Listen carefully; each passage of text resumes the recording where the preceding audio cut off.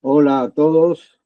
Eh, para mí es un honor estar presente en esta jornada y más hablar sobre el pensamiento de Juan Manuel de Rosas sobre dos temas trascendentes, cuáles son la soberanía y la constitución. Por ello vamos a desarrollar unos conceptos preambulares sobre estos dos temas. Por cierto, que consolidar la soberanía es objetivo y condición del Estado Nacional. Por tanto, corresponde hablar sobre soberanía, teoría del Estado y constitución. La constitución, brevemente señalaremos que es una estructura multiestructural, cultural económica en la base, es decir, la constitución real, y jurídico-institucional en su vértice, lo que se denominó constitución y se denomina constitución jurídica formal o escrita. Esto tiene que ver muy mucho cuando ya a mediados del siglo XIX el tema de las constituciones se iba precisando, ya lo vamos a tratar. En la constitución es cuando se determinan los objetivos y medios necesarios para hacer efectiva la justicia política o social, ¿no?, como finalidad de la comunidad. Y por ello, brevemente, desarrollaré dos conceptos que tienen que ver con lo que señalaba precedentemente sobre la estructura de la Constitución. A fines del siglo XVIII se inicia la etapa de las constituciones. Ahí sostengo que se pone en América del Norte, 1987, 1800, ya estamos equivocándonos de la fecha, 1787, lo que denomino la genealogía constitucional, republicana, representativa y federal. El proceso constitucional de los Estados Unidos no lo puedo desarrollar en estos breves minutos, pero sí señalaré que ahí se deja de lado ese concepto de carta, puesto que las cartas eran instrumentos otorgados por los sectores dominantes. Tal es así que esa primera constitución que se sanciona en los Estados Unidos, su preámbulo comienza con estas tres palabras: "We the people", nos el pueblo, es el que sanciona esa genealogía constitucional. Al poco tiempo, cruzando el Atlántico, esas declaraciones de derechos de las colonias americanas, llega este tema a la Europa en pleno proceso de la Revolución Francesa. Y ahí, como todo tiene que ver con todo, Benjamin Franklin lleva esas declaraciones que había editado el Congreso Confederal y la circunstancia de que el embajador de los Estados Unidos, Thomas Jefferson, le abre la puerta, y por ello la Revolución Francesa no sanciona en primer lugar una constitución, sanciona una declaración de derechos, 1789. La constitución recién aparece en 1791 y pone en marcha lo que denomino la genealogía monárquica, unitaria y parlamentaria, en un proceso también muy complejo y que va llevando varias circunstancias y reformas constitucionales, 1793, etcétera, etcétera, que no tengo tiempo para desarrollar. Estas genealogías constitucionales se van desarrollando en los distintos países y a su vez en el interior de cada uno de ellos. Tal el caso, como vamos a ver, de nuestro país. Este concepto de la genealogía son cortes verticales en los procesos constitucionales. Pero a su vez debemos señalar el otro concepto de generaciones constitucionales, que son cortes horizontales en los procesos históricos. Así es como tenemos las constituciones de fines del siglo XVIII y, por ejemplo, las de mediados del siglo XIX, tal el caso de la Argentina 1853, que se inicia, o la de México de 1857. Este concepto de constituciones ya estaba sujeto a un análisis a mediados del siglo XIX, a un análisis desde dos puntos de vista. Por un lado, Edmund Burke señalaba que lo prioritario no era la constitución escrita, sino que eran las costumbres, las tradiciones, las realidades geográficas de los países. Y por otro lado, al poco tiempo, bueno, varios años después, 1863, en una conferencia, Ferdinand Lassalle es donde desarrolla el concepto de constitución a través de esa figura de los factores de poder. Factores de poder que, como vamos a ver luego, antes, 30 años antes, ya lo estaba analizando Juan Manuel de Rosas, y en sus distintas cartas y documentos habla de elementos de poder. Entonces, esta cuestión va ya precisando la temática constitucional. Temática constitucional que es determinante y, con relación al tema de la soberanía, el tema de la independencia económica y de la justicia social. Entonces, se señala en el pensamiento de Rosas que para vertebrar un desarrollo económico autónomo, la pieza maestra es el pleno ejercicio de la soberanía nacional.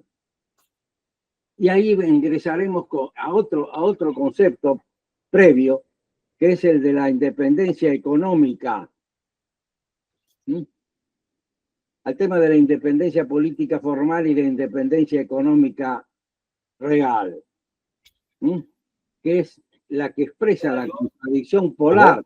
Sí, para que ahí se conectó la otra cosita. Es una sociedad internacional contemporánea y que a su vez define los rasgos del neocolonialismo.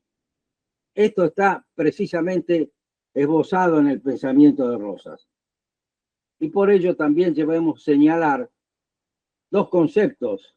El concepto tradicional de soberanía, que viene desde los países de alto desarrollo, que lleva a la noción de un Estado integrado en lo político y lo económico. Un Estado integrado en lo político y lo económico, puesto que esos estados, son los que en realidad se expanden hacia afuera. El caso de los estados subdesarrollados y que están en la lucha por efectivizar ese concepto de soberanía, es el Estado no integrado, puesto de que es un Estado que en realidad conserva los atributos formales del autogobierno, pero en realidad sus decisiones fundamentales son dictadas desde el exterior y a su vez con la connivencia de lo que denomino la clase herodiana, esa clase que lleva adelante esas políticas de los estados dominantes. Por tanto, para resumir, es claro que la soberanía es un elemento determinante del Estado y su ejercicio efectivo un requisito esencial para dar respuestas propias en el escenario global. Así es que el orden jurídico impera en función de la soberanía, que sigue siendo una cualidad del poder y un elemento modal del Estado moderno. Si la soberanía no se efectiviza en un pueblo, como sostenía Juan Manuel de Rosas, ha de ser una alta bandera de lucha. en la senda hacia la emancipación económica, política y social. Por tanto, nuestros pueblos deben efectivizar y lograr esa capacidad suficiente de decisión nacional y no quedar reducidos a una situación de estados en apariencia que conservan los atributos formales del poder, pero no su esencia. Bueno, con la brevedad de estos conceptos preambulares, vamos a ingresar al proceso histórico que sostuvo esa lucha por el general Juan Manuel de Rosas. Cuando el general Rosas se hace cargo, en realidad, de sus facultades de gobierno, en los momentos previos, la disgregación de las provincias que integraban el virreinato del Río de la Plata era una realidad incontrovertible en ese momento en que Rosas asume el poder. Por tanto, debemos señalar que la confederación que se inicia era el sistema de gobierno apropiado de ese momento para garantizar la unidad y asegurar las políticas de gobierno en el interior de las provincias y su esquema representativo exterior, la representación exterior. Por tanto, ese esquema de confederación no se nutre de una constitución propiamente dicha, sino que nace la figura, el marco jurídico de un pacto, de un tratado.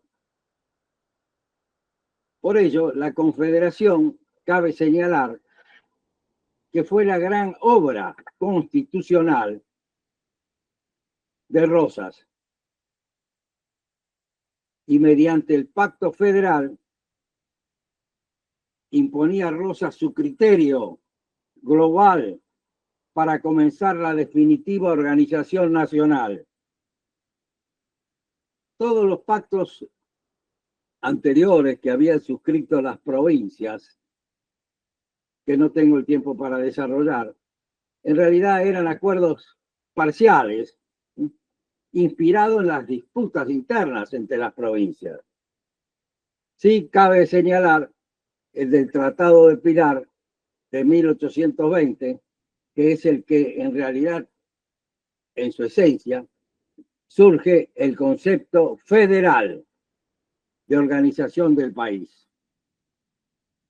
También debo señalar que Rosas no era un adversario de las constituciones escritas, puesto de que no estaba imbuido o influido de la formación cultural británica, nación que hasta el día de hoy todavía impera una constitución no escrita. Es decir, esas viejas figuras de la Carta Magna de 1215, las declaraciones de derechos, etcétera, etcétera, no se conformaban en un texto de constitución escrita como las genealogías que vengo señalando que se ponen en marcha a fines del siglo XVIII. Y esas genealogías constitucionales en nuestro país tuvieron su presencia. Así es que luego de las actas capitulares de mayo, se ponen en marcha estatutos, reglamentos, y nacen dos constituciones. Esa constitución de doble filo, como la denominó Arturo Enrique Sampaio, la constitución de 1819, que abría la puerta a una monarquía europea, constitución que fue dejada de lado también, como señalaba Arturo Enrique Sampaio, por esa primera batalla de Cepeda Batalla de un minuto y la definición de un siglo. A poco tiempo, también, 7 años después, 1826, se pone en marcha otro proyecto constitucional en la senda de esas genealogías que estaban dando vuelta. Ya esta, sí, unitaria y republicana, pero tampoco esa constitución logra efectivizarse. Entonces, las provincias estaban en una situación de confrontación y de una estructura jurídica inorgánica. Y como Rosas era poseedor de un sólido realismo político, ya fundado en el tema de estos factores de poder, pone en marcha a través del 4 de enero de 1831 ese acuerdo denominado Pacto Federal, firmado originariamente por Buenos Aires, Entre Ríos y Santa Fe, y al poco tiempo incorporado Corrientes, donde se genera un periodo de confederación en el seno de nuestro país, efectivizando y concretando el pensamiento político de Rosas, en el cual se pone en marcha con una circunstancia que no, por una cuestión de tiempo no voy a poder desarrollar con precisión, sobre la interpretación de ese pacto federal, sus artículos 15, el 16, en el inciso quinto, el artículo octavo, donde efectiviza la soberanía de los ríos del país Paraná, y es todavía un motivo de debate en nuestro país. Este tratado del 4 de enero de 1831 en realidad es el que constituye la ley fundamental de la Confederación Argentina. Y así se inicia ese periodo en el cual Rosas impulsa la unidad de las distintas provincias, y es periodo en el cual debemos observar todavía las grandes luchas civiles que se conformaron, no solo internas, sino precisamente internacionales, desde las naciones externas como Francia e Inglaterra. Entre esas sublevaciones debo mencionar la de Lavalle de 1839, esa agresión de Francia de 1838, y luego las que se producen en el río Paraná a partir del año 1845,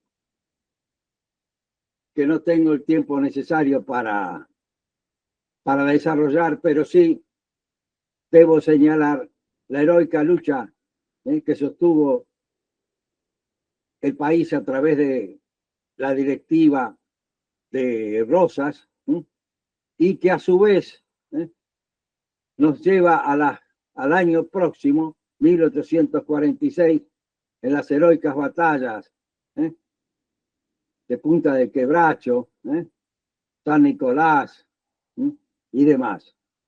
Batallas que se efectivizó el concepto de soberanía nacional a través de la conducción en el sitio de batalla de Mansilla, y que a su vez dio lugar a esos dos tratados, Arana-Sutton y Arana-Lepredur, 1849-1850, en el cual se reconoce la soberanía nacional. Es la gran victoria que la República Argentina ha logrado en todo su trayecto histórico, ese reconocimiento que tuvieron que hacer las potencias hegemónicas, ¿sí?, con relación a la soberanía nacional y con relación al desagravio a la bandera, merece ser tenido siempre presente. Por ello, ese gobierno que estaba llevando adelante el general Rosas, ¿sí?, a través de ese reconocimiento de los factores de poder que regían en nuestro país, ¿sí?, lo refleja Rosas en distintas cartas y documentos. La primera, es más, tuvo cartas con Quiroga, con López, con Ibarra, que tampoco podemos desarrollar por una cuestión de tiempo. Pero en esas cartas, Rosas señalaba la necesidad, ¿sí?, de lograr en nuestro país que las provincias efectivicen sus esquemas de gobierno y que a su vez sus pueblos logren la debida formación para efectivizar dichos esquemas de gobierno. Esas luchas de Rosas, en realidad, llevaban a nuestro país hacia una concepción soberana y a su vez en defensa de su economía, tal cual fue la ley de aduanas del año 1836, que impulsó a fin de favorecer el desarrollo económico nacional y que es todavía un hecho a tener sumamente presente. Pero ahora voy a señalar con precisión algunos documentos que se deben tener muy en cuenta. Es la actitud que tuvo el Imperio de Brasil, por ejemplo, cuando toma conocimiento del triunfo de las fuerzas nacionales contra la agresión extranjera y a su vez también el porqué de esa intervención del Imperio de Brasil.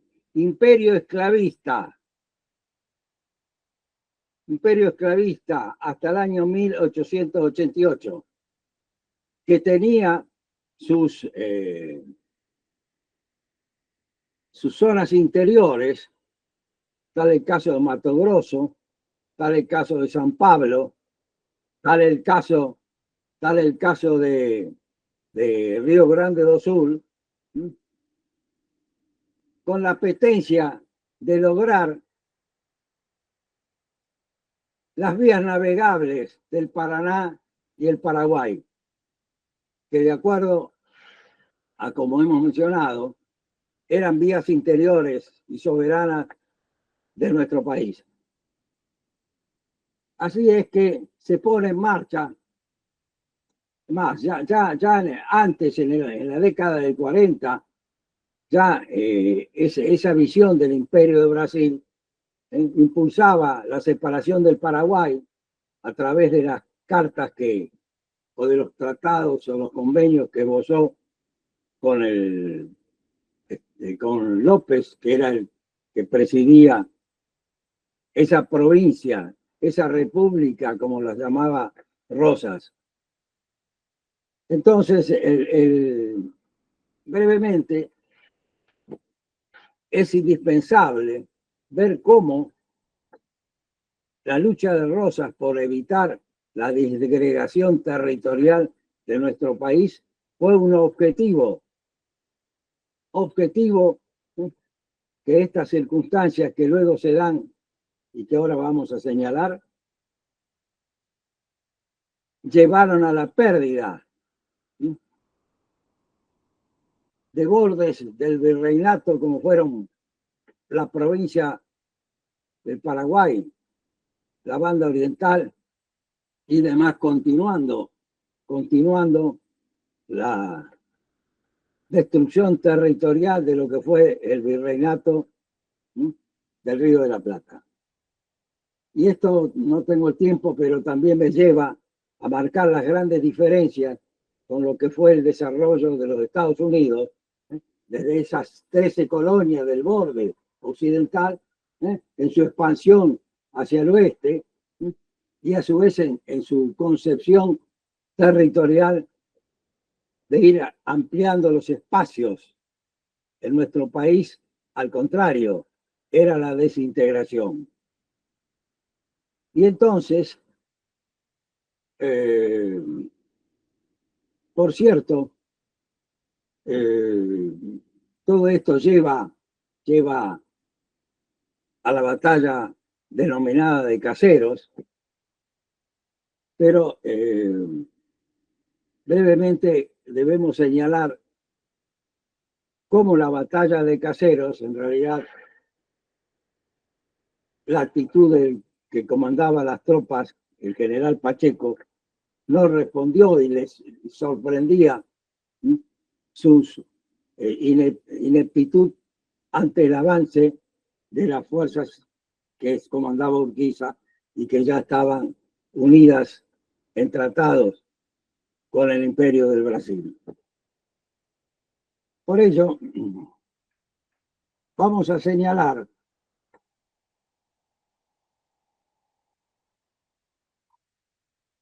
cómo, y esto está en este texto, que son las Constituciones Argentinas, cuyo autor es Arturo Enrique Sampay, y en el cual señala con precisión cómo todo esto incidió, esta actitud de Urquiza incidió en las apetencias del Imperio de Brasil. Y ya señala Sampay que quizás esto merecería un mayor desarrollo, pero bueno. Apenas Brasil toma contacto con Urquiza y vislumbra que ayudándolo a derrocar a Rosas alcanzaría sin guerrear sus objetivos en el Río de la Plata, ordena a su ministro en Asunción que firme el tratado de alianza anhelado por López. Este tratado serviría principalmente para dar impulso y firmeza a la conspiración de Urquiza, cuyos primeros pasos en este sentido eran cautelosos y titubeantes.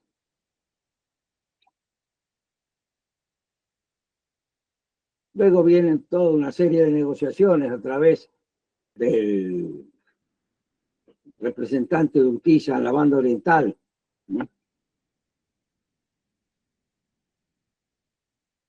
con el embajador brasilero, ¿no?, Rodrigo de Sousa, ¿no?, da Silva Pintos, ¿no?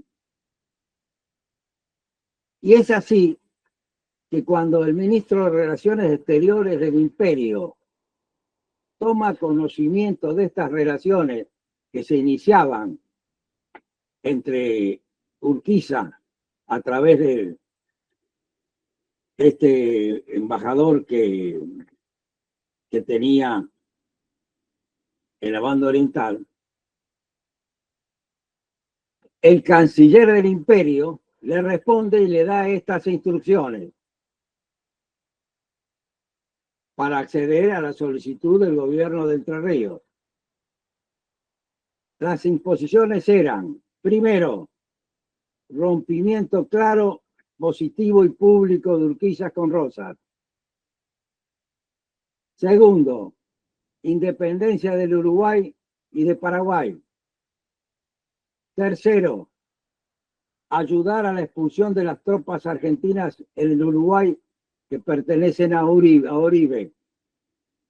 Cuarto, designar presidente del Uruguay a Garzón para arreglar todas las cuestiones pendientes que tenía. Y quinto, poner en conocimiento de esta situación al presidente paraguayo Carlos Antonio López. Estas condiciones que impuso el imperio fueron aceptadas, estas exigencias fueron aceptadas por Urquiza. Y el 5 de abril es cuando remite su circular a los distintos gobernadores de las provincias, en las cuales sugiere la necesidad de retirar las facultades que tenía Rosas a raíz del acuerdo y el pacto de San Nicolás. Y es luego, el 1 de mayo, cuando Urquiza proclama, estamos hablando del 1 de mayo del 51, 1851, cuando Urquiza proclama que es voluntad del pueblo entrerriano reasumir el ejercicio de las facultades inherentes a su territorial soberanía. Bueno, precisamente a fines de ese mes es cuando Antonio Cuyasi San Pérez, que era el representante de Urquiza, es el que firma en representación de Entre Ríos los tratados de alianza contra Rosas. Y entonces vamos a transcribir, es un poco largo, pero transcribiremos algunos conceptos de lo que expuso el canciller del imperio en la Cámara de Diputados del imperio, luego de la batalla de Caseros. Y señala Sampaio en este libro, precediendo esta transcripción, que indudablemente fueron mayúsculos los beneficios obtenidos por Brasil a raíz de la batalla de Caseros. Y por tanto señala Sampaio que es importante transcribirlo, reproducirlo, porque nos muestra el efecto disolvente que implicó con relación a nuestro territorio nacional y a la soberanía. Así es que transcribiré breves párrafos y comenzaré señalando que se iniciaba con esta expresión. Antes de la inauguración de la nueva política, teníamos varias cuestiones con la Confederación Argentina, o para mejor decir, con el general Juan Manuel de Rosas. Esto es documento veraz y está escrito y se tiene que conocer. Sigue.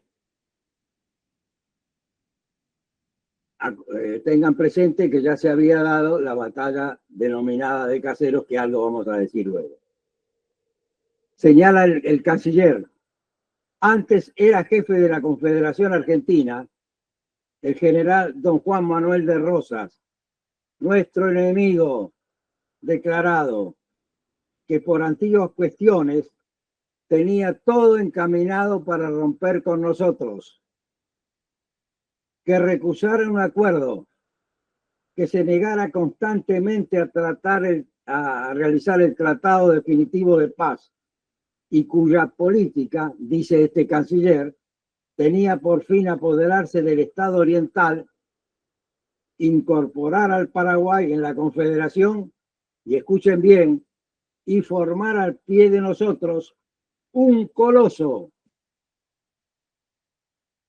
que nos habría de incomodar seriamente, un coloso que nos habría de incomodar seriamente. Brasil, imperio, Estado esclavista. Sigue el canciller.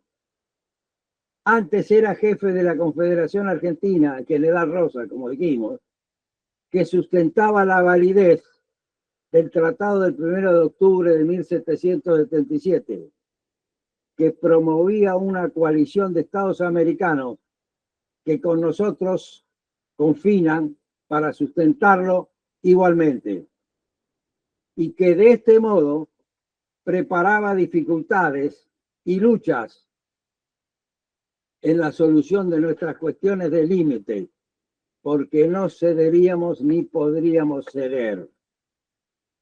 Y sigue diciendo, la ejecución de este nulo tratado arrancaríamos más la ejecución de este nulo tratado arrancaríamos más de la tercera parte y la más importante de la provincia de Río Grande do Sul, de la cual estamos en posesión, una parte importantísima de Mato Grosso, y perjudicaríamos en otros puntos aún las fronteras del norte.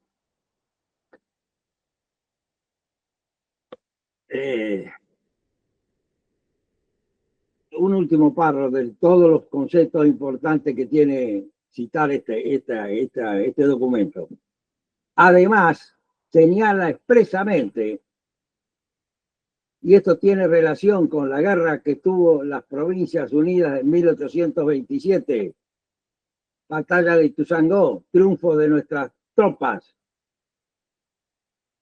Y acá se acuerda el canciller y dice lo siguiente: como se lo creía al imperio, que no tenía la fortaleza y la guía necesaria para utilizar las armas y la lucha. Y dice, hoy los hechos de la brillante división que asistió a la batalla de Monte Caseros, la intrepidez, pericia y dedicación de nuestra Marina, reerigió nuestro crédito militar en aquellos parajes y diérannos una consideración que es de mucha importancia y valor en estos países. Por tanto, es esta lucha que se llevó en perjuicio de la decisión de Rosas de tener esa conformación de patria grande que marcaba el virreinato y que hoy día es una aspiración de la patria grande suramericana. Entonces, no se puede obviar este conocimiento. ¿Y cómo luego de ese marco de presencia internacional se efectiviza, se pone en marcha lo que se denominó el Acuerdo de San Nicolás?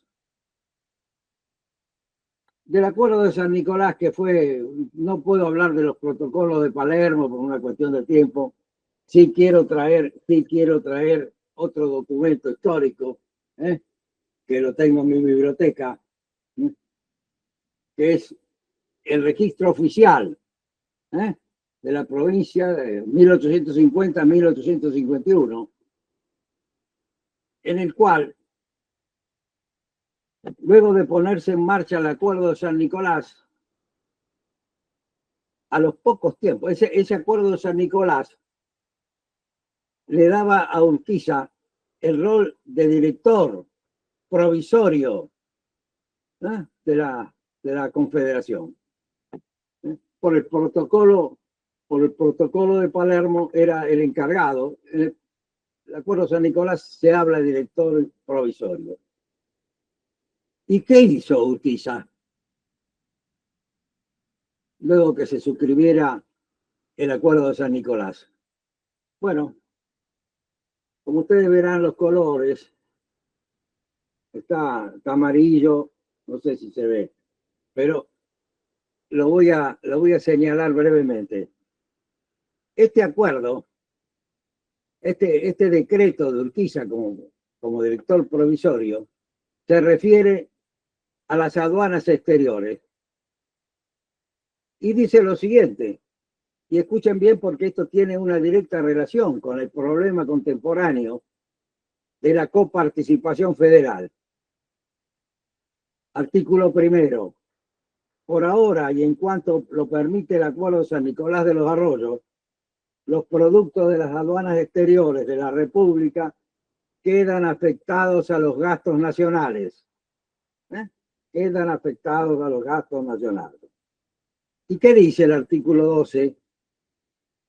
Dice lo siguiente: sobre los derechos de importación y exportación afectados por el artículo primero, este que he leído, a los gastos nacionales, se tomará un 6% destinado a gastos provinciales, y sobre esta cuota, cada una de las provincias de la Confederación tendrá por ahora un crédito contra el Tesoro Nacional que distribuirá el director provisorio en proporción a las necesidades actuales de cada provincia, mientras que se establece una más exacta proporción en vista de las razones estadísticas de su consumo. Bueno, esto, ¿qué fue? Y esto fue la causa del golpe de Estado del 11 de septiembre de 1852. Es decir, que esa unión que proclamó Urquiza duró 7 meses. Por eso, los factores de poder, esa realidad que señalaba Rosas y que ahora vamos también a precisar con mayor detalle, se efectiviza en este tema. La provincia de Buenos Aires se separa, ¿eh? Y se entra en otra etapa.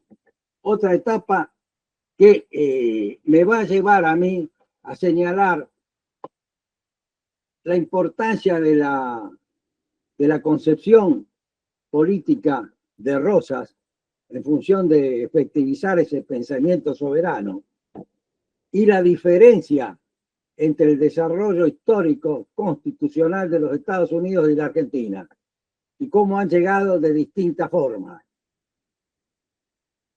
Entonces, fue luego que Buenos Aires se separa, Buenos Aires se reintegra en 1860, que no tengo el tiempo para ir desarrollando, pero sí me voy a ir al año 1862 en nuestro país, pero también en los Estados Unidos en ese tiempo histórico. Los Estados Unidos, luego de esa primera etapa de sanción de la Constitución de 1787 y sus distintas enmiendas que se fueron realizando a ella, a mediados del siglo XIX se pone en marcha en los Estados Unidos una etapa de desarrollo económico y de derechos humanos que confrontaba al norte con el sur. Norte industrialista, promotor de los derechos cívicos, contra la esclavitud, por un mercado interno a través de la Farm Act de Lincoln, y a su vez el sur esclavista, monoproductor de algodón, de tabaco, y librecambista. Ese fue el conflicto entre el norte y el sur, que lleva a la sanción de 2 enmiendas constitucionales, la 13 y la 14, que algún día lo podremos tratar. Entonces, es importante que se conozca que expresó el general Ulises Grant, triunfador en la batalla de Appomattox, contra el general Lee, esclavista sureño. La Confederación de los Estados del Sur efectivizaron 2 principios que sostenían la nulificación y la secesión posterior. La nulificación era impedir que las normas de la Confederación ingresen a los estados sureños. Y como era la intención, efectivizarlo, llevó a la crisis y a la guerra. Entonces, ¿Qué decía el general Ulises Grant? Que poco después fue presidente de los Estados Unidos. Y voy a transcribir textualmente lo que decía Ulises Grant. Puesto de que es determinante y tiene una gran direccionalidad con lo que ocurrió en nuestro país. Y vamos a ver también. Dice el general Grant, durante siglos Inglaterra ha confiado en la protección, la ha llevado hasta sus extremos y ha obtenido de ellos resultados satisfactorios. No cabe duda que debe su fuerza presente a este sistema. Después de 2 siglos, Inglaterra ha encontrado conveniente adoptar el comercio libre, porque piensa que ya la protección no puede ofrecerle nada. Muy bien, dice Grant.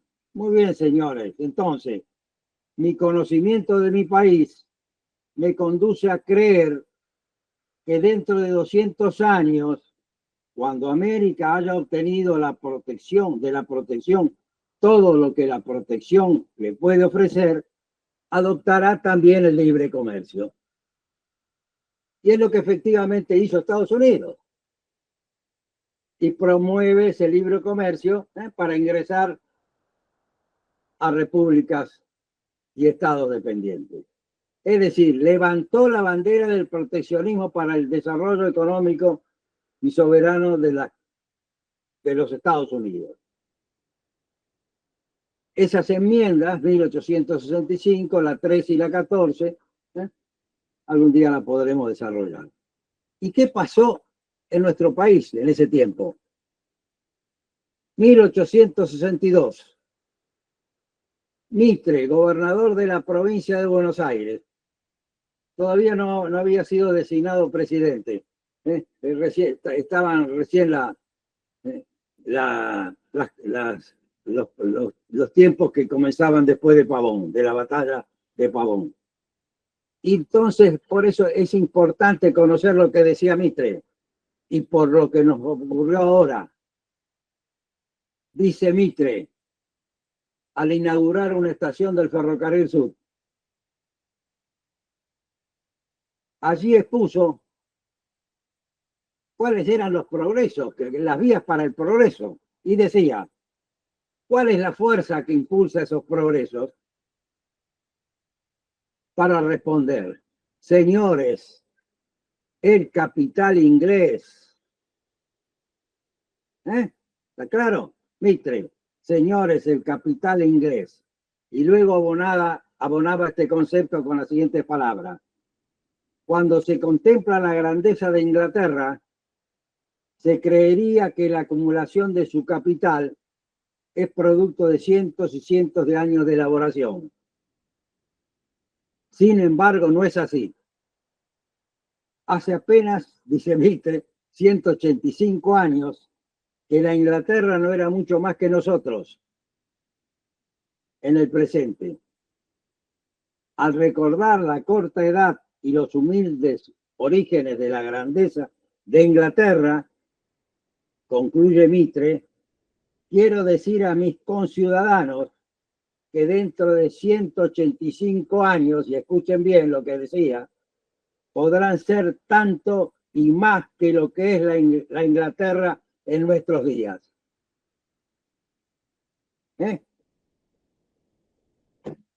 Segundo craso error de Mitre, ocultado por el pensamiento histórico y el debate, y que confronta con las ideas que sostenía el general Juan Manuel de Rosas. Esta es la realidad histórica. El proceso histórico nos va denotando, nos va enseñando cómo llegamos a este presente. Bueno, y para no abundar más, sí, me debo referir a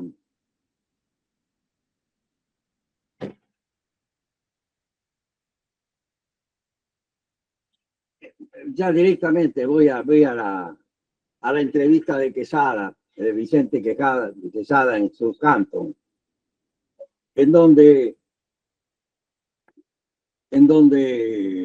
se entrevista con Rosas, ¿no?, en su chacra que estaba a pocas millas, ¿eh?, del puerto de Southampton, y que como dice Saldías, ¿eh?, se ponía contento cuando algún compatriota lo visitaba. Así es, acompañado Vicente Quesada y Ernesto Quesada, que era el hijo, ¿eh?, a la entrevista con Rosas. Y en esa entrevista, Quesada le consulta a Rosas. Rosas, serio, lo escucha, y Quesada le dice: ¿por qué usted, que tuvo todo el poder en sus manos, no sancionó una constitución? Bueno, con la sintaxis del caso, voy a responder lo que le señaló el general Juan Manuel de Rosas a Vicente Quesada, entrevista que es transcrita por su hijo Ernesto, en base a las anotaciones que tomó escritas de esa entrevista. Y brevemente dice así: el reproche de no haber dado al país una constitución me pareció siempre fútil, porque no basta dictar un cuadernito. El cuadernito era lo que Quiroga señalaba, y que también se refleja en la carta de la Hacienda de Figueroa. ¿Cuál decía Quiroga? Para que se aplicase y se resuelvan todas las dificultades. Es preciso antes, señalaba Rosas, preparar al pueblo para ello. Y miren la actualidad que tienen todos estos pensamientos. Es preciso antes preparar al pueblo para ello, creando hábitos de orden y de gobierno, porque una constitución no debe ser el producto de un iluso soñador, sino el reflejo exacto de la situación de un país. Es lo que también Alberto González Arzac, otro gran maestro, señalaba sobre esas palabras, factores de poder y elementos de poder. Por tanto, debe ser sino el reflejo exacto de la situación de un país. Siempre repugné a la farsa de las leyes pomposas en el papel y que no podían llevarse a la práctica. La base de un régimen constitucional es el ejercicio del sufragio, y esto requiere, y escuchen bien y miren la actualidad que tiene, y esto requiere no solo un pueblo consciente y que sepa leer y escribir, sino que tenga la seguridad de que el voto es un derecho y un deber, y a la vez un deber, de modo que cada elector conozca a quién debe elegir. Miren las actualidades que tienen estas palabras de Rosas. Era preciso, sigue Rosas, pues antes que dictar una constitución, arraigar en el pueblo hábitos de gobierno y de vida democrática, lo cual era tarea larga y penosa.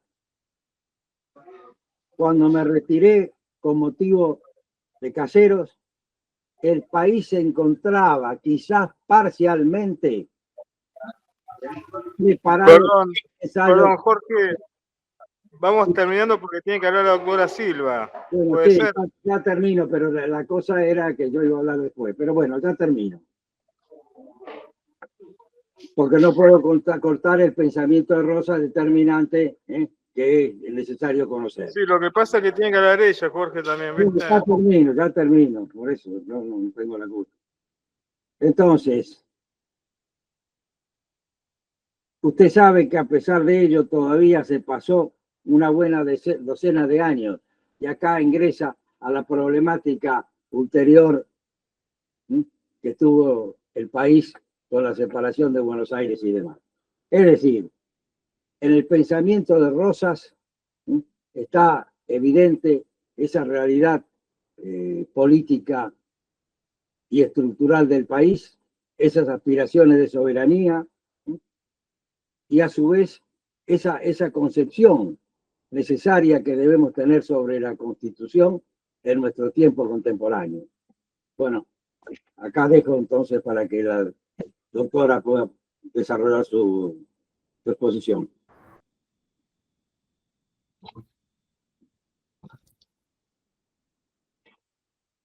Bueno, buenas tardes a todos y a todas. Gracias, doctor Cholvis. Qué gusto volver a verlo después de tanto tiempo. La última vez que nos vimos fue en la Facultad de Derecho con la Constitución del 49, que fue un placer escucharlo y ahora también es otro placer. Doctor Geli Cantilo, gracias por la invitación. Y bueno, al doctor Sandro Laza Pallero, muchísimas gracias también por permitirme estar. Pido disculpas por haber entrado un poquito más tarde, pero bueno, cuestiones ajenas a mí no me dejaron estar a tiempo, así que pido perdón por la mala educación de ese acto. Yo voy a hablar algo un poquito más diferente del doctor Cholvis, que venía con toda la reseña política y constitucional de Rosas, que es una época apasionante y creo que ningún tiempo es poco para poder desarrollarlo, como decía el doctor. Yo los voy a correr un poquito el eje de la charla y voy a tratar de hacerlo cortito.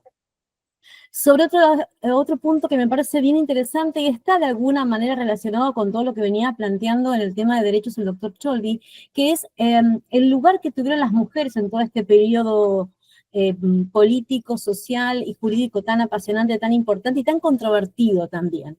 Entonces, si ustedes me permiten, yo los voy a llevar al eje de las mujeres, que también hicieron mucho, directa o indirectamente, mostrando el poder que tenían en forma abierta o tal vez tras bambalinas, como decimos ahora, y que también, bueno, por mi área de investigación también me parece realmente muy emocionante y muy apasionante. Así que, bueno, sin más preludios voy a empezar. La realidad es que la historiografía argentina, al abordar más que nada la tradicional, al abordar el tema del periodo de Juan Manuel de Rosas, suele presentar una visión muy unificada de la mujer y la relega al ámbito doméstico o, en el mejor de los casos, si podemos escarbar un poquito más, a una visión unificada, a roles de influencia indirecta en el poder. Y esta perspectiva que simplifica en exceso la realidad que tenían las mujeres, la verdad que la podemos criticar un poquito o por lo menos ver desde otro punto de vista y de otro ángulo. Lo cierto es que la experiencia femenina durante el rosismo entre 1829 y 1852 no fue homogénea, sino que estuvo mediada por un complejo y dinámico sistema de opresiones entrelazadas donde el género se cruzaba de manera inextricable con la clase social, el estatus legal y la etnia. En la Buenos Aires de la primera mitad del siglo XIX, la posición jurídica de la mujer blanca de élite estaba marcada por la dependencia y la falta de autonomía. El marco legal de la época establecía que las mujeres carecían de derechos políticos y eran consideradas sin responsabilidades legales propias. Esta subordinación se manifestaba de forma clara en la vida civil. Si una mujer era soltera, su tutela legal recaía sobre el padre. Al contraer matrimonio, esta dependencia se transfería a su marido, quien asumía el control sobre sus bienes y su persona. Este sistema legal enraizado en la tradición patriarcal confinaba a la mujer a una esfera de pasividad y subordinación, estableciendo que su existencia pública y legal estaba inextricablemente ligada a la de una figura masculina. Sin embargo, la rigidez de la ley no captaba la totalidad de la realidad social y el ejercicio del poder por parte de ciertas mujeres de la élite que excedían con creces su estatus legal. Un ejemplo de esta contradicción es la figura de Encarnación Ezcurra, la esposa de Rosas. A pesar de su estatus de mujer casada y, por lo tanto, legalmente dependiente, Ezcurra ejerció una influencia política inmensa y no regulada. En el periodo en que Rosas se retiró del escenario político, o sea, entre 1833 y 1835, ella se va a dedicar activamente a la política, movilizando a los sectores populares y tejiendo una red de alianzas de lealtad para asegurar el regreso de su marido al poder. Su liderazgo en la revolución de los restauradores, a través de la formación de la Sociedad Popular Restauradora y también a través de la Mazorca, no solo demostró su capacidad para operar en la esfera pública, sino que también fue decisivo para que Rosas obtuviera las facultades extraordinarias y la suma del poder público.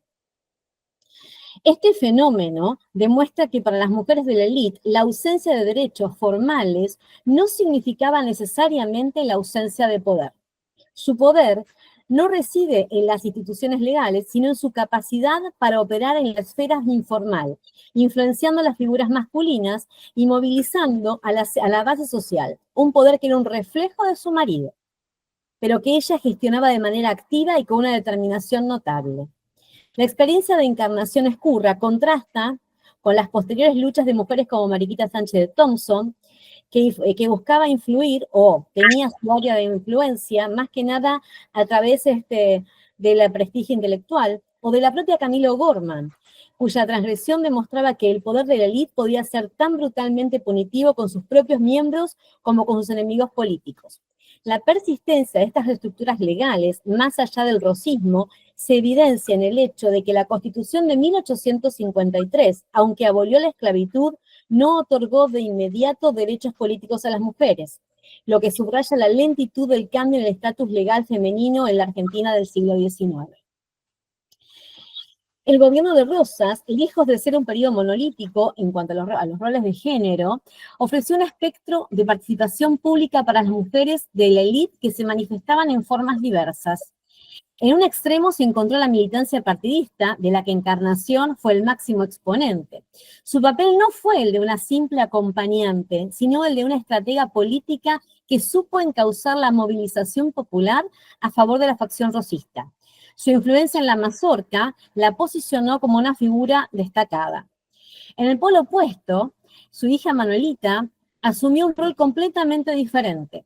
Manuelita se convirtió en la mediadora. Algunos la llamaban el ángel que intercedía por los prisioneros ante su padre y para atenuar o conmutar penas. Su figura representaba el lado más humano y conciliador del gobierno, actuando como un puente entre Rosas y la sociedad. Estos dos roles, aunque opuestos en su manifestación, uno más, vos te voy a decir, no sé si violento es la palabra, pero uno más de enfrentamiento tal vez, y el otro mediador y conciliador. Eran complementarios entre sí y cruciales también para la consolidación del poder de Rosas.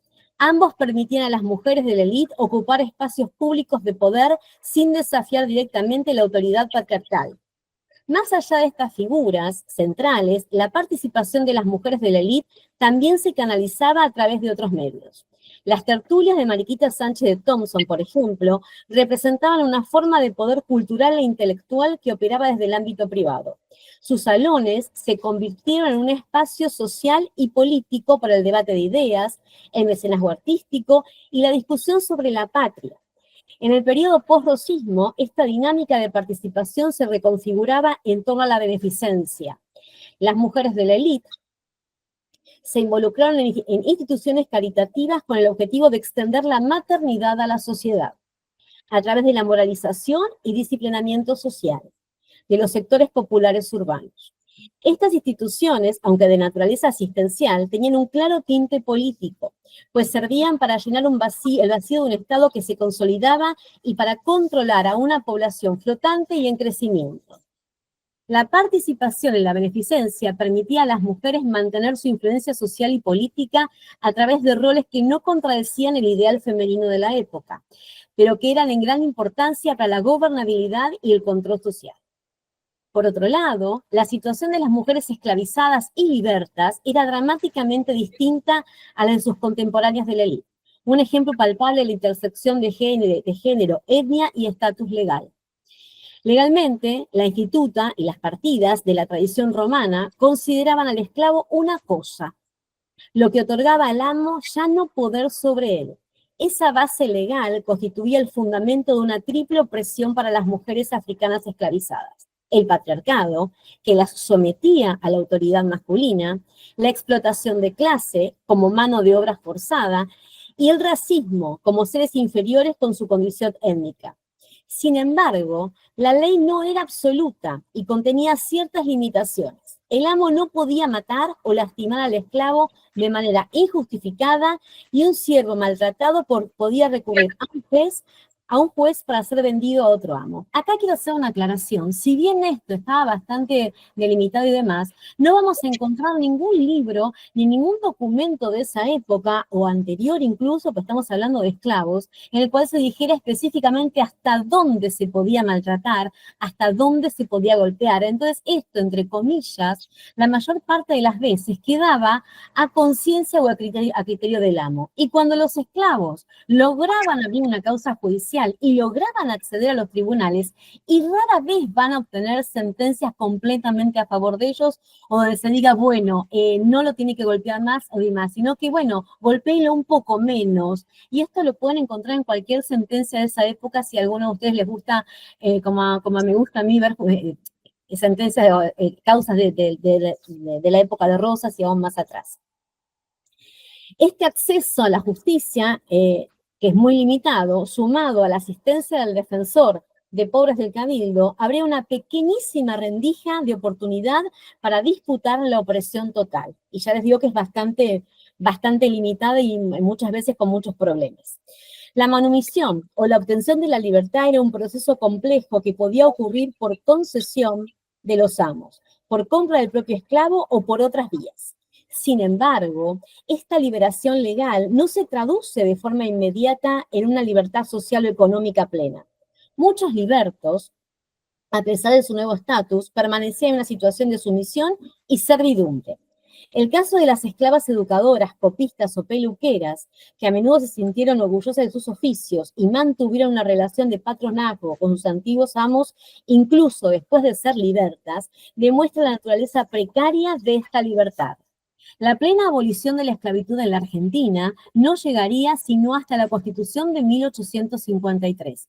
Y ustedes tengan en cuenta que en esta época en donde, si bien tenemos la Asamblea del año 13, con la libertad de vientres y demás, se iban a empezar a encontrar otras figuras que solapadamente también seguían justificando o seguían permitiendo de alguna manera la esclavitud. Me estoy refiriendo a salidas notariales incluso, cuando, por ejemplo, y esto lo daban muchas las mujeres que tenían cierta posición y estaban solas, le donaban a su esclava una propiedad con la condición de que siguiera con ella hasta sus últimos días. Si la esclava esta obtenía la libertad por otro medio o demás, iba a seguir ligada a su antigua ama por esta donación del inmueble o lo que sea, para que la siguiera atendiendo y la siguiera cuidando. Entonces, de alguna manera, solapadamente, como podemos decir, se estaba continuando con esa relación de amo-esclavo y demás. Esto es bien interesante para tenerlo en cuenta y para investigarlo en mucho más profundidad, que ahora no puedo explayarme tanto. Por lo tanto, el estatus de las mujeres esclavizadas y libertas puede entenderse como una condición de precaria libertad, donde las disposiciones legales, aunque profundamente limitadas, constituían un espacio de disputa por la autonomía. El hecho de que se mencionara una plena libertad para las mujeres en las estancias de Rosas a partir de 1840, sin mayores detalles sobre lo que esto implicaba, es un indicio de un estatus intermedio que no era ni esclavitud total ni plena ciudadanía. Las mujeres libertas debían cumplir con una serie de obligaciones hacia sus antiguos amos, que ahora se convertían en sus patrones, a cambio de protección, lo que demuestra que su desvinculación no era total. En el caso de Mariquita Sánchez de Thompson, ella va a representar un arquetipo de mujer de la élite que utilizó su intelecto y su capital social para desafiar las convenciones y ejercer una forma de poder alternativa a la militancia partidista. Desde su juventud, Mariquita demostró un carácter fuerte y una rebeldía bastante notable. Se hizo famosa en la sociedad porteña por su lucha por casarse con su amor, Martín Thompson, en contra de la voluntad de sus padres. Este desafío a la autoridad paterna y a las costumbres matrimoniales de la época la convirtió en una figura admirada, un precedente personal que más tarde se traduciría en una rebeldía de carácter político. La historia de su matrimonio la posicionó como una mujer valiente y con opinión propia. Esta personalidad fuerte y su gran inteligencia se manifestaron plenamente en sus salones o tertulias. Estos encuentros que Mariquita organizaba en su hogar trascendieron el ámbito familiar y se convirtieron en un centro de poder cultural y político. Allí se daban citas intelectuales, artistas y políticos de la alta sociedad y se discutía sobre la patria y el gobierno. El Salón de Mariquita no era simplemente un lugar de ocio, sino un espacio de sociabilidad pionero que contribuyó al desarrollo del capital cultural, social y político de la nación argentina, donde las ideas de la oposición podían fluir y circular libremente. La figura de Mariquita Sánchez de Thompson durante el rosismo es la de una opositora intelectual. A pesar de haber sido amiga de la infancia de Rosas, ella se exilió en Montevideo y luego en Río de Janeiro en 1837. Por el miedo que ella le tenía más que nada al gobierno por su actividad política y cultural. Desde el exilio, Mariquita canalizó su angustia y su activismo a través de la escritura. Sus cartas a figuras influyentes como por ejemplo Florencio Varela y Bartolomé Mitre se consideran los indicios de la literatura femenina argentina. Un espacio donde podía reflexionar sobre la falta de libertad, criticar la violencia política y abogar por la educación de las niñas según su opinión. Su famosa frase, es preciso empezar por las mujeres si se quiere civilizar un país, resume su visión de que la educación femenina era la clave para el progreso social. El exilio no fue una retirada de la vida pública, sino una reconfiguración de su activismo. La escritura se convirtió en una nueva plataforma para el debate político, un arma intelectual. Su opinión, más sutil y sofisticada que la demostraba que el poder podía ser ejercido desde la pluma y el salón en lugar que desde la militancia. Otro caso, y tal vez en oposición a todo esto, es de otro punto de vista de lo que era la mujer, su influencia y lo que pasó en la época de Rosas, es el de Camilo Gorman, quien no la va a conocer desde la película de María Luisa Bember, que fue magistralmente interpretada por Imanol Arias y demás en la década del 80, y en ello vamos a ver la historia, por supuesto, de Camilo Gorman y el sacerdote Ladislao Gutiérrez, que huyeron de Buenos Aires en 1847. Este es uno de los episodios más trágicos y reveladores de esta época, porque el suceso, o sea, lo que aconteció, no fue simplemente un escándalo moral, sino una transgresión que impactó en las estructuras de poder más profundas de la sociedad. Camila, una joven de la élite porteña, y Ladislao, un sacerdote de Tucumán, desafiaron no solo la moralidad de la época, sino también la autoridad de la Iglesia, la familia y el Estado. La reacción inicial fue unánime.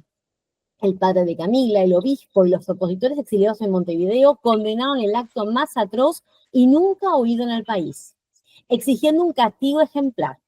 Esta reacción conjunta revela que la transgresión de Camila amenazaba el orden social patriarcal en sus nacimientos, más allá de las facciones políticas. La pareja fue delatada y capturada en Corrientes, para ser luego trasladada al campamento militar de Santos Lugares. Fue en este momento en donde la historia de Camila dejó de ser un escándalo privado para convertirse en un crimen. A pesar de las apelaciones y de la noticia de que Camila estaba embarazada de 8 meses, y aún así, a pesar de la intervención de Manuelita que abogó por Camila, Rosas, haciendo uso de la suma de poder público que le había otorgado la legislatura, ordenó el fusilamiento de ambos. Este acto fue interpretado por muchos, y la opinión está bastante dividida, como un ejemplo de la naturaleza autoritaria de un Estado que ni siquiera reconoce como límite la vida humana. Esto es lo que van a decir la mayor parte de los detractores de Rosas. La ejecución, lejos de ser un simple castigo, fue un ejercicio de poder performativo, un acto para producir efectos concretos. Rosas se posicionó como el garante supremo del orden social por encima de la Iglesia y del honor familiar. El fusilamiento de una mujer de la élite por un delito de moralidad pública demostró que la ley final no era la tradición o el dogma, sino la voluntad del gobernante, bajo la justificación de que era necesario un escarmiento saludable para evitar que el desorden y la inmoralidad cundieran en la sociedad. El caso de Camilo Gorman trascendió su tiempo, convirtiéndose en un símbolo transhistórico. Y por otro lado, y para ir cerrando ya todas las visiones que yo quería compartir con ustedes, vamos a tener que la participación de las mujeres negras, esclavas y libertas en la época de Rosas, es un testimonio de su capacidad de mimetizarse y poder, de alguna manera, participar.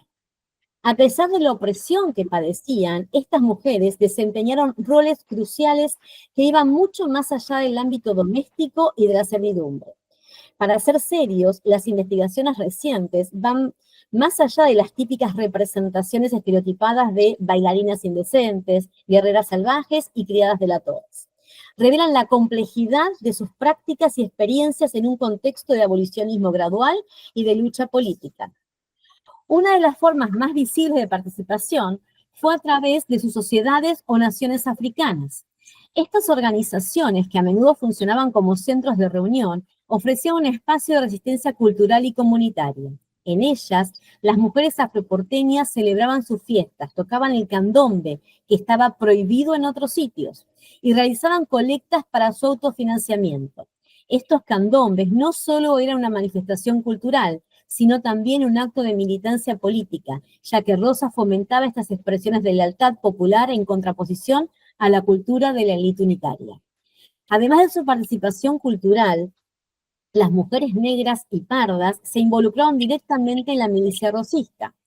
Por ejemplo, la figura de Josefa la Federala es un ejemplo extraordinario de esto. Descripta como alférez graduada de caballería, Josefa luchó en el ejército de Rosas y sirvió como bombera o espía en las líneas unitarias. Fue capturada y condenada a muerte, logró escapar y continuó su servicio en el campo de batalla. Hay una carta rosa de Josefa en donde le solicita un ajuste de sueldo y premios por sus servicios. Esto demuestra que estas mujeres no solo participaban de manera pasiva, sino que buscaban activamente el reconocimiento y los beneficios asociados a su lealtad militar. Finalmente, las relaciones de servidumbre también podían ser un espacio de poder y regencia. Las criadas negras y pardas a menudo eran utilizadas como espías y delatoras de sus amigos y patrones. Este rol, si bien peligroso, sugiere una forma de negociación de su posición de servidumbre. Al ser informantes del gobierno, estas mujeres obtenían un grado de poder e influencia sobre la élite a la que servían, demostrando la complejidad de las relaciones de poder en el rosismo. Lejos de ser meros objetos de la política, las mujeres negras y pardas utilizaban los limitados espacios que tenían para ejercer una agenda política y social, ya sea a través de la cultura, la milicia o la intriga, desbordando las estrechas categorías en las que a menudo se les había confinado.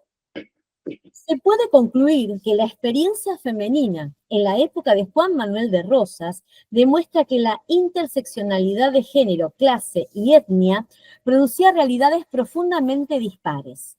La homogeneidad que a menudo se atribuye a la mujer rosista se desvanece al examinar las distintas vidas, derechos y obligaciones de las mujeres de la élite, las esclavas y las libertas.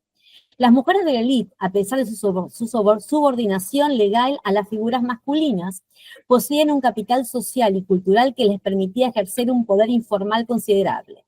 Encarnación Ezcurra encarnó la militancia política más visible, utilizando a la mazorca para que, de alguna manera, se consolide el poder de su marido. Mariquita Sánchez de Thompson, en cambio, representó la resistencia intelectual, usando sus salones y sus cartas desde el exilio como una plataforma de influencia y debate. El caso de Camilo Gorman, por su parte, demostró que la élite femenina podía ser objeto de un castigo ejemplar si desafiaba las bases del orden social sin importar el estatus social o lazos familiares. En un espectro social completamente diferente, las mujeres esclavizadas y libertas padecían una opresión multidimensional de las que sus contemporáneas de la élite estaban exentas. Legalmente consideradas cosas con derechos limitados, estas mujeres ejercieron su poder y participación a través de la comunidad, la milicia y la negociación en la servidumbre. Las sociedades africanas, los candombes y las figuras como Josefa la Federala son testimonios de su activa participación y lucha por la autonomía en un contexto de libertad precaria. La experiencia de las mujeres en el rosismo fue un mosaico de contrastes. No existía una mujer rosista única, sino una multiplicidad de vidas forjadas en la intersección de género, raza y etnia. Comprender estas historias, desde la influencia política de Encarnación Ezcurra hasta la tragedia de Camilo Gorman y el ejemplo de Josefa la Federala, es crucial para desentrañar la complejidad de la formación del Estado argentino y para reconocer las profundas raíces históricas de las desigualdades sociales que, de alguna manera, persisten hasta nuestros días. Muchísimas gracias por el espacio. Gracias, doctor, por haber compartido con usted, que realmente es un placer. Gracias, doctor Feli Cantilo, y gracias, Sandro La Zapallero.